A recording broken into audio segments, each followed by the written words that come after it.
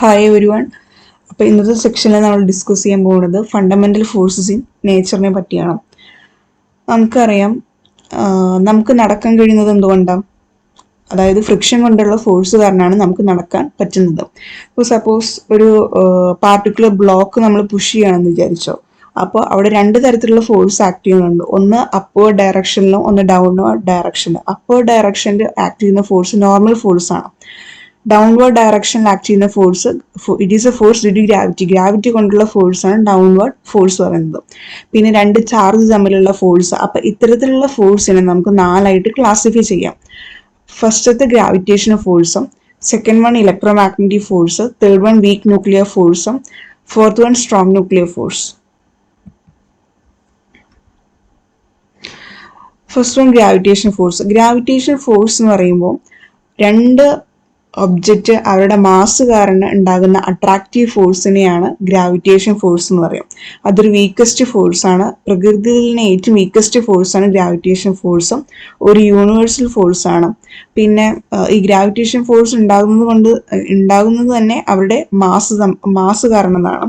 പിന്നെ ഏറ്റവും attractive force ആണ്. No medium is required. പിന്നെ ഇവിടെ എക്സ്ചേഞ്ച് പാർട്ടിക്കിൾ എന്ന് പറയുന്നത് ഗ്രാവിറ്റോൺ, അതായത് ഒരു കരിയർ ആയിട്ട് ആക്ട് ചെയ്യുന്നത് ഇവിടെ ഗ്രാവിറ്റോൺ ആണ്. എത്ര ദൂരം ഇവർ അപ്ലിക്കബിൾ ആണോ എന്ന് ചോദിച്ചു കഴിഞ്ഞാൽ ഇൻഫിനിറ്റി റേഞ്ച് ആണ്. പിന്നെ റിലേറ്റിവിറ്റി സ്ട്രെങ്ത് എന്ന് പറയുന്നത് 10⁻⁻39 ആണ്. ഗ്രാവിറ്റേഷൻ ഫോഴ്സ് എക്സ്പ്ലെയിൻ ചെയ്യുന്നത് ന്യൂട്ടൺസ് ലോ ഓഫ് ഗ്രാവിറ്റേഷൻ വഴിയാണ്. അതായത് force is directly proportional to product of two masses and inversely proportional to square of distance between the objects. അതായത് അവരുടെ ഒബ്ജക്റ്റ് തമ്മിലുള്ള ഡിസ്റ്റൻസ് കൂടുമ്പോൾ ഫോഴ്സ് കുറഞ്ഞു വരുന്നു. വീക്കസ്റ്റ് ഫോഴ്സ് ആണ് gravitation force. Next one electromagnetic force. Electromagnetic force എന്ന് പറയുമ്പോൾ രണ്ട് ഒബ്ജക്റ്റ് തമ്മിലുള്ള ചാർജ്ഡ് ആയിട്ടുള്ള ഒബ്ജക്റ്റ് തമ്മിലുള്ള ഫോഴ്സ് തന്നെയാണ് ഇലക്ട്രോമാഗ്നറ്റിക് ഫോഴ്സ് എന്ന് പറയുന്നത്. ഇത് രണ്ട് തരത്തിലുണ്ട്. റിപ്പൾസീവ് ഫോഴ്സ് ഉണ്ട്, അട്രാക്റ്റീവ് ഫോഴ്സ് ഉണ്ട്.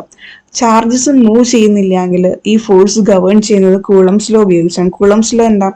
കൂളംസ് ലോ എന്ന് പറഞ്ഞു കഴിഞ്ഞാൽ അതായത് force is directly proportional to product of two charges and inversely proportional to square of the distance between two charges. പിന്നെ ചാർജസ് മൂവ് ചെയ്യുന്നുണ്ടെങ്കിൽ അവിടെ ഒരു മാഗ്നറ്റിക് ഫീൽഡ് പ്രൊഡ്യൂസ് ചെയ്യുന്നു. ഈ മാഗ്നറ്റിക് ഫീൽഡ് ഒരു ഫോഴ്സ് ജനറേറ്റ് ചെയ്യുന്നു. പിന്നെ ഗ്രാവിറ്റേഷൻ ഫോഴ്സ് നമ്മൾ പറഞ്ഞു അവിടെ മീഡിയം ഇല്ല. അതുപോലെ തന്നെ ഇലക്ട്രോമാഗ്നറ്റിക് ഫോഴ്സിലും does not need any intervening medium. Gravitation ഫോഴ്സിനായിട്ട് കമ്പയർ ചെയ്യുമ്പോൾ ഈ ഫോഴ്സ് സ്ട്രോങ് ഫോഴ്സ് ആണ്, ലോങ് റേഞ്ച് ഫോഴ്സ് ആണ്.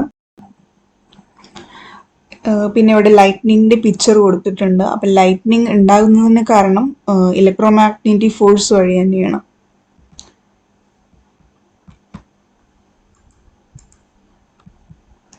Third one weak nuclear force. Weak nuclear force എന്ന് പറയുമ്പോൾ ഇതൊരു റയറസ്റ്റ് ഫോഴ്സ് ആണ്, എല്ലായിടത്തും കാണുന്നില്ല. ചില ന്യൂക്ലിയർ പ്രോസസ് ലൈക്ക് ബീറ്റ ഡിക്കെയിൽ മാത്രമേ വീക്ക് ന്യൂക്ലിയർ ഫോഴ്സ് കാണുന്നുള്ളൂ. ബീറ്റ ഡിക്കെ എന്ന് പറയുമ്പോൾ ന്യൂക്ലിയസ് അവിടെ ഇലക്ട്രോണിനെയും പിന്നെ ആന്റി ന്യൂട്രിനോ പറഞ്ഞിട്ടൊരു പാർട്ടിക്കിളിനെയും പുറത്തുവിടുന്നു. ആന്റി ന്യൂട്രിനോ പറഞ്ഞു കഴിഞ്ഞാൽ അത് ചാർജ് ഇല്ലാത്ത പാർട്ടിക്കിൾ ആണ്. പിന്നെ വീക്ക് ന്യൂക്ലിയർ ഫോഴ്സ് പേര് മാതിരി തന്നെ ഇതൊരു വീക്കസ്റ്റ് ഫോഴ്സ് ആണ്. റേഞ്ച് 10⁻⁻30 മീറ്ററും. ഇവിടെ കരിയർ ആയിട്ട് ആക്ട് ചെയ്യുന്നത് 3 തരത്തിലുള്ള പാർട്ടിക്കിൾസ് ആണ്. മൊത്തത്തിൽ അതിനെ ഇന്റർമീഡിയറ്റ് വെക്ടർ ബോസോൺസ് വിളിക്കുന്നു.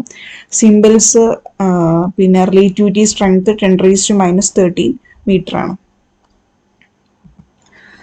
Last one strong nuclear force. Strong nuclear force എന്ന് പറയുമ്പോൾ നമുക്കറിയാം ന്യൂക്ലിയസിനകത്ത് പ്രോട്ടോണും ന്യൂട്രോണും ഉണ്ട്. അപ്പോൾ രണ്ട് പ്രോട്ടോൺ എന്ന് പറയുന്നത് പോസിറ്റീവ്ലി ചാർജ് പാർട്ടിക്കിൾസ് ആണ്. അപ്പോൾ രണ്ട് പോസിറ്റീവ് ചാർജ് പാർട്ടിക്കിൾസ് ഒരുമിച്ച് വെച്ചാലും ഒരു ന്യൂക്ലിയസ് പോലെ നമ്മൾ ഇലക്ട്രോമാഗ്നറ്റിക് ഫോഴ്സിൽ പറഞ്ഞ മാതിരി രണ്ട് ഫോഴ്സ് അവിടെ ജനറേറ്റ് ചെയ്യുന്നുണ്ട്. റിപ്പൾസീവ് ഫോഴ്സും അട്രാക്റ്റീവ് ഫോഴ്സും. റിപ്പൾസീവ് ഫോഴ്സ് പറയുമ്പോൾ രണ്ട് ലൈക്ക് ചാർജസ് തമ്മിലുള്ള ഫോഴ്സിനെയാണ് റിപ്പൾസീവ് ഫോഴ്സ് എന്ന് പറയാം. അട്രാക്റ്റീവ് ഫോഴ്സ് എന്ന് പറയുമ്പോൾ രണ്ട് അൺചാർജ്ഡ് ചാർജസിനെയാണ് അട്രാക്റ്റീവ് ഫോഴ്സ് അവിടെ ജനറേറ്റ് ചെയ്യുക.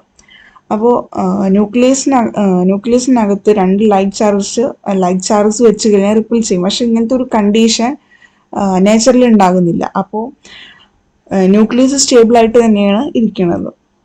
അപ്പോൾ ന്യൂക്ലിയസിന് അകത്തെ എലമെന്ററി പാർട്ടിക്കിൾസിനെ ഒരുമിച്ച് നിർത്തുന്ന ഒരു അട്രാക്റ്റീവ് ഫോഴ്സാണ് സ്ട്രോങ് ന്യൂക്ലിയർ ഫോഴ്സ്.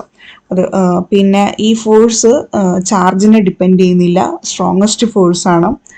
പിന്നെ ഈ ഫോഴ്സ് തന്നെയാണ് ന്യൂക്ലിയസിൻ്റെ സ്റ്റെബിലിറ്റിക്കും കാരണം. പിന്നെ ഇതിൻ്റെ എത്ര ദൂരം അപ്ലിക്കബിൾ ആണോ എന്ന് ചോദിച്ചാൽ 10⁻⁻15 മീറ്റർ ആണ്.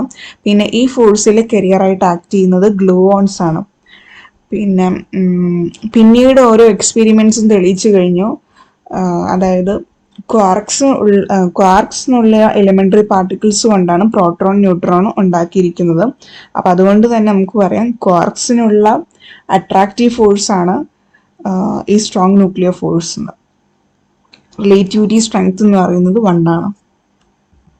പിന്നെ അടുത്തത് സ്ട്രെങ്ത് ഓഫ് ഫോഴ്സസ് ആണ്. അപ്പോൾ ഈ 4 ഫോഴ്സസിൻ്റെ റിലേറ്റിവിറ്റി സ്ട്രെങ്ത് എന്ന് പറയുന്നത് സ്ട്രോങ്ങസ്റ്റ് ടു വീക്കസ്റ്റ് എന്ന് പറയുകയാണെങ്കിൽ first one strongest force strong nuclear ഫോഴ്സും, പിന്നെ second electromagnetic force weak nuclear force, ഏറ്റവും last weakest force gravitational force.